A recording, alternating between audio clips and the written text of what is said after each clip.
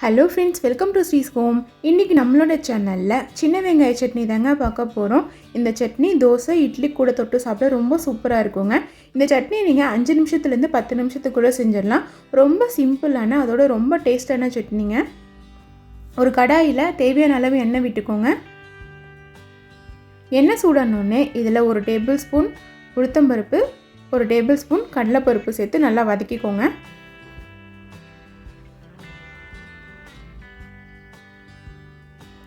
இந்த மாதிரி கலர் மாறினதுக்கு அப்புறமா இதில் ஒரு கைப்பிடி அளவு சின்ன வெங்காயம் சேர்த்துக்கோங்க.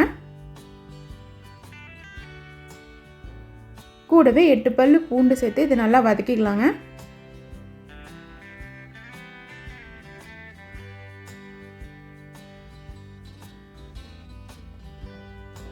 வெங்காயம் இந்த மாதிரி பாதி வதங்கினதுக்கு அப்புறமா இதில் ஒரு கைப்பிடி அளவு கருவேப்பிலை, கூடவே 5 வரமிளகாய் சேர்த்துக்கலாங்க.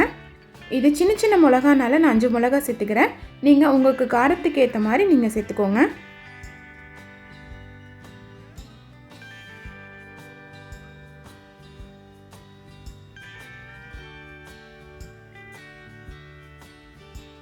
இப்போ வெங்காயம்லாம் நல்லா வதங்கிருச்சுங்க. இதில் நான் ஒரு பத்து தேங்காய் சேர்த்துக்கிறேன். தேங்காய் ஆப்ஷனல் தான், உங்களுக்கு தேவையில்லைன்னா நீங்கள் சேர்த்துக்க தேவையில்லைங்க. தேங்காய் போட்டதும் ஒரே ஒரு டைம் நல்லா வதக்கிட்டு கேஸ் ஆஃப் பண்ணிடுங்க. இப்போ இது நல்லா ஆறட்டும். ஆறினதுக்கு அப்புறமா இந்த மாதிரி ஒரு மிக்ஸி ஜாரில் சேர்த்துக்கோங்க. சட்னிக்கு தேவையான அளவு உப்பு சேர்த்துட்டு இது நல்லா அரைச்சிட்டு வந்துடலாம். அவ்வளோதாங்க, நம்மளோட சின்ன வெங்காய சட்னி ரெடி ஆயிடுச்சு. இப்போ இதை ஒரு பாத்திரத்துக்கு மாற்றிடலாம். சட்னிக்கு தேவையான அளவு தண்ணி விட்டுக்கோங்க. நீங்கள் இந்த சட்னியை தாளிக்காமல் அப்படியே கூட சாப்பிட்லாங்க. தாளிச்சா இன்னும் டேஸ்ட்டாக இருக்கும். வாங்க தாளிச்சிடலாம்.